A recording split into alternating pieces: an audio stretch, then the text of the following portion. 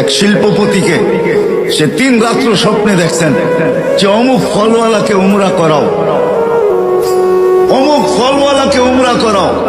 প্রথম দিন দ্বিতীয় দিন সে বুরুক্ষেপ করে নাই যে হয়তো এটা এমনি দেখতেছি।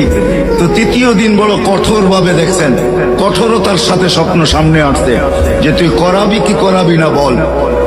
তো সে ঘুমের থেকে উঠছে, কোন মতে তার নাম্বার জোগাড় করছে, করে তাকে ফোন দিছে, তোমাকে আমি উমরা করাইতে চাই।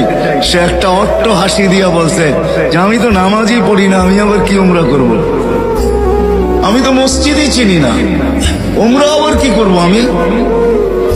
তো সে বলছে আমি অবশ্যই তোকে করাবো।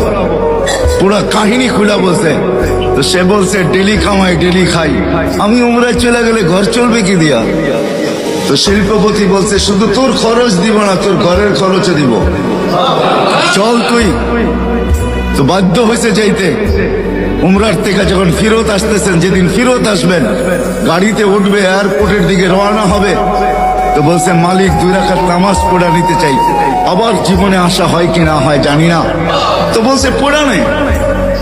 প্রথম রাকাত পুরা করছে, দ্বিতীয় রাকাতে যখন দ্বিতীয় সেজদায় গেছে আর ওঠে না, লম্বা সময় চলে গেছে, ওঠে না।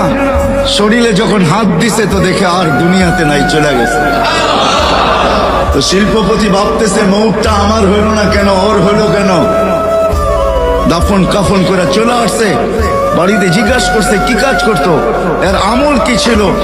এত জামাজি পড়তো না, মসজিদই চিনতো না, আবার আমল কিসের? বলছে এরকম মৌত হইলো তো হইলো কি কইরা? কোন সূত্র অবশ্যই থাকবে। বলে সূত্র একটাই আছে, হয়তো হইতে পারে। বলে সেই সূত্র কি? বলে ফল বেচা যখন বিকালে বাজার করে ফিরতো, তো আমাদের প্রতিবেশী এক বিধবা আছে, কিছু এতিম বাচ্চা সাচ্চা নিয়া ঘরের জন্য যা আনতো তাই কিনা নিয়ে আসতো এদের জন্য। বাহিরে রাইখা আওয়াজ দিত, বোন বাজার বাহিরে রাইখা গেছি, ভিতরে নিয়ে যাস। বলে এই আমলটাই তার ছিল। তো শিল্পপতি বলতেছে হ্যাঁ, এই আমলের কারণেই তার এই মৌত। সত্য এটাই। আমার কথা যদিও আমি বুঝাইতে পারতেছি না, সত্য এটাই। যাকে যা দিছেন। তো ওই ধনী ব্যক্তি এখনো বেঁচে আছে। সে বলে ঠিক আছে, তোমাদের দায়িত্ব আমি নিলাম যতদিন বেঁচে থাকবো, আর এই বিধবার বা দায়িত্ব আমি নিলাম যতদিন পর্যন্ত বেঁচে থাকবো।